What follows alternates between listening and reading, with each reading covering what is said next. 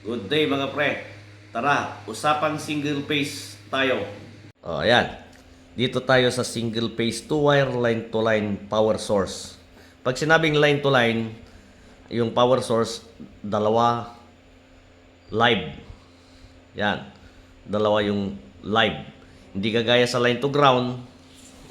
Sa line to ground, neutral yung isa, tapos live yung isa. Pero dito sa line to line na power source, dalawa yung live. Yan. Ito yung primary lines. Ito naman yung secondary lines. Nakakonect tayo sa secondary lines. Ang actual na picture ng line to line power source, single phase 2 wire, ganito.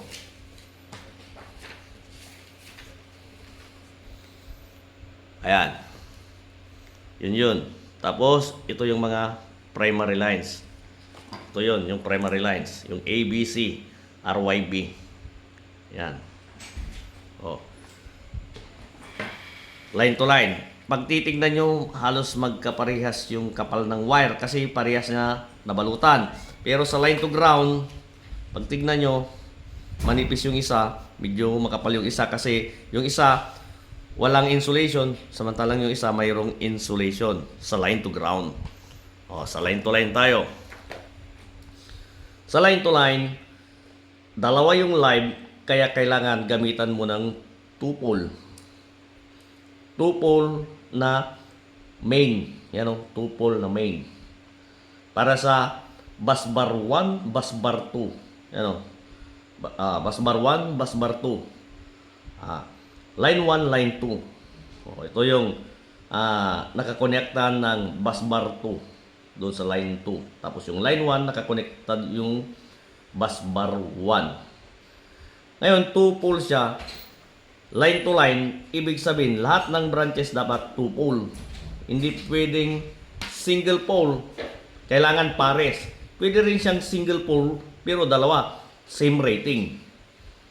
Di ba? 2-pole. Yan, 2-pole, 2-pole. Yung isang butas, isang pares ng breaker. 1, 2, pares. Ito yung butas, yung kinadrado ko. Yan, kwadrado ng butas. Yan. Ganon din doon. Yan. Yan yung line to line panel board. Yan yung diagram. Ngayon, dito tayo sa single phase 2-wire, pero line to ground. Gaya ng sinabi ko kanina, yung pinakita kong picture, yung isa, pagdating sa line to ground, neutral yung isa, 0 volts. Tapos yung isa, live, yung P. Nakakonekta sa secondary lines. Single phase tayo kasi, single phase 2-wire. Ang wiring yan, pag single bus bar siya, ganito yan. Yung live, kukonekta doon sa single pole na main. Ayan. Para sa single bus bar. Single bus bar kasi. Yan. Tapos yung mga branches, pwede siyang 2-pole or single pole. Pero ang isang butas, dalawang branch yan. Kagaya niya, 1, 2. 1, 2. Butas, 1, 2. Butas, 1, 2 na branch. Butas, 1, 2 na branch. Kasi, yung linya ng neutral, yan yung neutral. Yan, hindi dumaan sa breaker. Hindi pwedeng idaan sa breaker yan. Kasi, 0 volts. Makikita yan sa mga naunang video ko, mga vlog ko sa YouTube. Yan. Ang actual wiring yan, live, tapos kuha ka ng partner niya na wire na manggagaling sa neutral bus bar. Ipapartner mo siya dun para mabuo yung sirketo. Ganon din dito. Kuha ka ng wire dyan, connect mo dun sa neutral bus bar, partner mo dun sa hot wire. Yung red, hot. Yan. Hot bus bar, single bus bar, kaya single pole. Pero pwedeng tig 2-pole yung mga yung pares ng branch. Yan, ganyan. Tapos yung iba, pwede ring single pole. Oh. Magtutupol ka kung magkaparehas yung rating na kailangan doon sa, kunyari ito, yung branch na ito, magkaparehas ng rating. Kaya kahit gamitan mo ng 2 pole yan. Pero pag hindi magkaparehas, single pole yung isa, single pole din yung isa. Kunyari 15 tapos 20. Oh. Isang butas, dalawang branch. Isang butas, dalawang branch. Yan. Yan yung tungkol sa single phase 2 wire line to ground panel board. Single bus bar. Ngayon, dito naman tayo. Single phase 2 wire pero dalawa yung bus bar. Oh. Pag dalawa ang bus bar ng panel board mo, kailangan mo ng 2 pole. Yan. Pero yung branches, pwedeng 2 poles siya.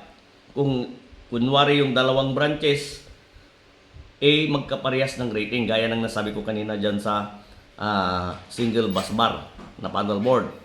Yan. Kasi pagdating sa, gaya nga ng sinabi ko, pagdating sa single phase 2 wire line to ground, isang breaker, isang branch. Isang breaker, isang branch. Hindi pares, isa. Yan. O, kukunin niya yung wire na ipapares doon para mabuo yung circuito. Hot wire, tapos neutral wire. Tapos pwede mo rin gamitin na grounding. Magiging 3 wire. Yan. Yan yung tungkol sa double bus bar ng single phase 2 wire line to ground power source. Ganyan yung actual na diagram. Actual din na diagram ito ng single bus bar. Yan. Ngayon dito tayo sa single phase 3 wire. Pag single phase 3 wire, kailangan mo ng transformer na kukonekta sa primary lines.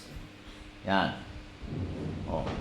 Ngayon, pag single phase 3 wire, ibig sabihin kasi niyan, dalawa yung live tapos isang neutral. Bale, yung live na isa, kalahati sa total na voltahe.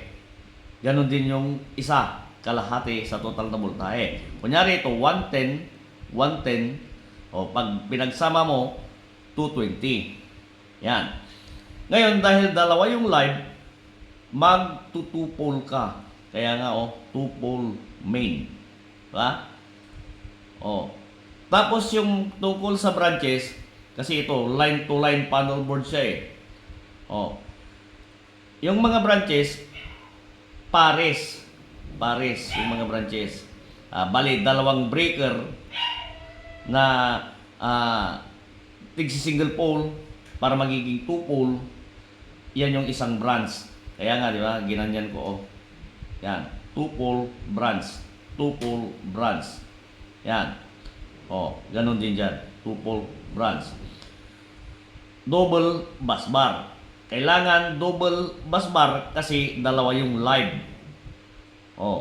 Dalawa yung live. Tapos magtutupol para isupply yung bus bar 1 and bus bar 2. Yan.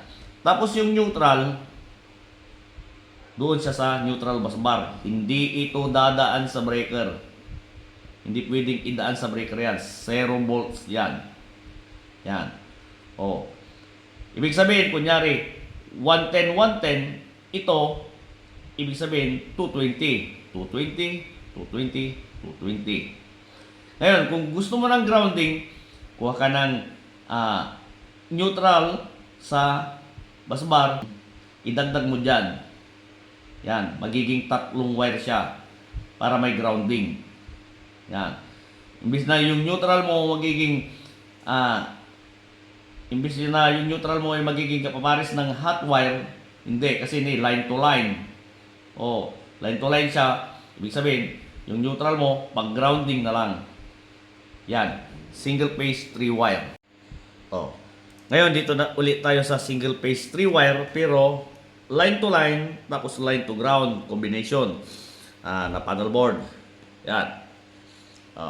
Kagaya ng nasabi ko kanina, dalawa yung live, kaya kailangan 2 pole yung main. Tapos, dalawa ang bus bar. Yung neutral wire, pupunta doon sa neutral bus bar. Ngayon, yung line-to-line connection, pares. Isang pares na breaker. 2 poles siya na branch, line-to-line. Ibig sabihin, gaya ng sabi ko kanina, kunyari ito 110, 110, 110, 110, 220 volts yan. Yan. Ngayon, pagdating sa line to ground, kasi pwede siyang line to ground kasi may neutral siya eh. Yan, combination ng hot tapos yung neutral. Kunyari ito, single pole na branch, line to ground. Yung pares niyan para mabuo yung circuito, itong hot wire na itong red, kukuha ng pares sa neutral. Yan. Ngayon, ang magiging voltahe niyan, 110. O, ito, 220 para sa 220 na appliances. Tapos ito naman, 110 para sa 110 na appliances. Ngayon, doon sa mga saksakan may tatak yun, no? 110 o kaya 220, gano'n. Ganyan yan. Kunyari, convenience outlet. Yan. Kaya ibig sabihin, pag single phase 3 wire, hindi lang siya pang line to line. Pwede siyang line to ground. O, dahil may neutral siya, na pwede mo siyang ipares sa alinman doon sa hot wire. O. Ngayon, dito naman tayo. I-check natin yung mali nilang diagram. Yan. Siguro nakikita, no? Kikita ba? Yan. Single phase 2 wire. Ibig sabihin nakakonect sa secondary lines yan. Sa poste. 2 wire siya. Bilang na bilang. 1, 2. Ibig sabihin, line to ground siya. Kasi tingnan nyo, yung isang line,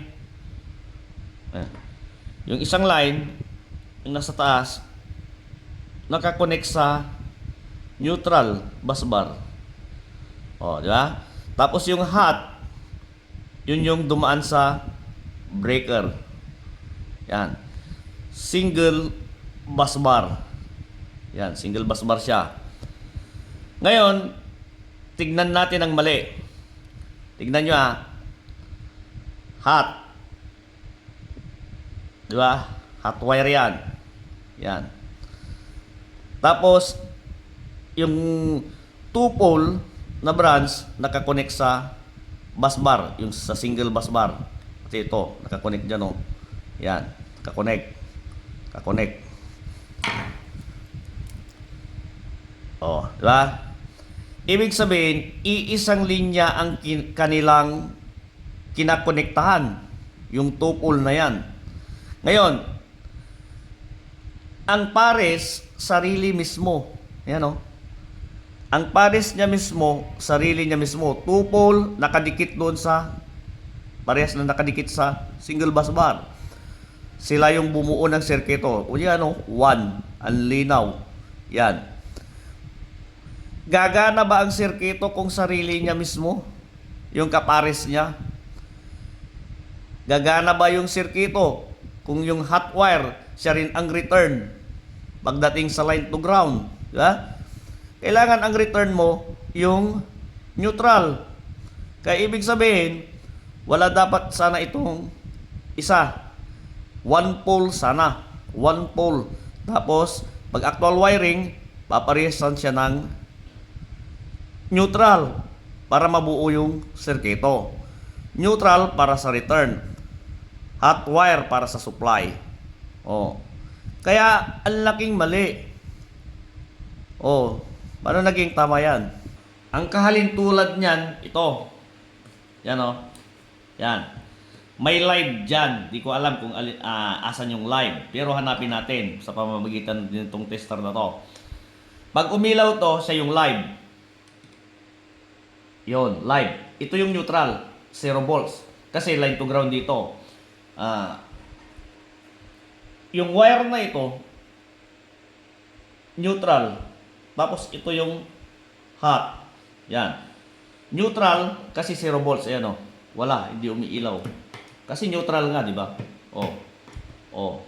Ito yung live. Live. Ngayon,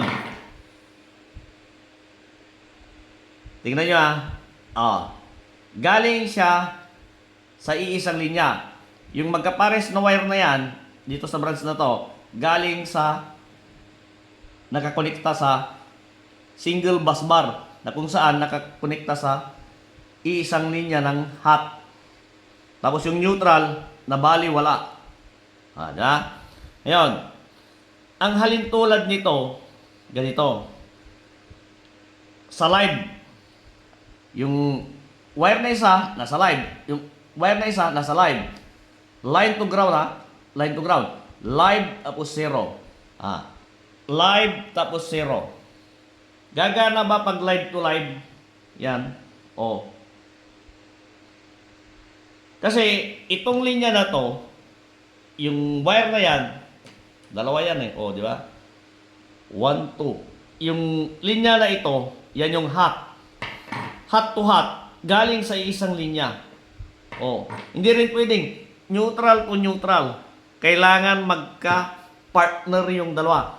Yung hot tapos neutral para umilaw. Yan Kaya paano naging tama yan? Kung ipipilit yung tama yan. Mali talaga yan. Yan hindi iilaw. Hindi gagana. Kasi ito, galing sa iisang linya. Itong butas na to, nagsaksakan. Ganon din yan. Yung dalawang wire na yan, galing sa iisang linya. Sa hot lang. Imbis na, wala yung isang breaker, single pole sana, tapos parisan, pag actual wiring, paparisan lang ng neutral para mabuo yung sirkito. Yun, gagana yon. Pero pag sa sarili, wala, hindi yan gagana. Nakatulad nito. Yan kahit anong gawin nyo dyan, hindi yan gagana. Kasi galing sa isang linya. Kailangan ng kapartner na neutral para umilaw. Hindi rin pwedeng neutral to neutral. Ang laking mali.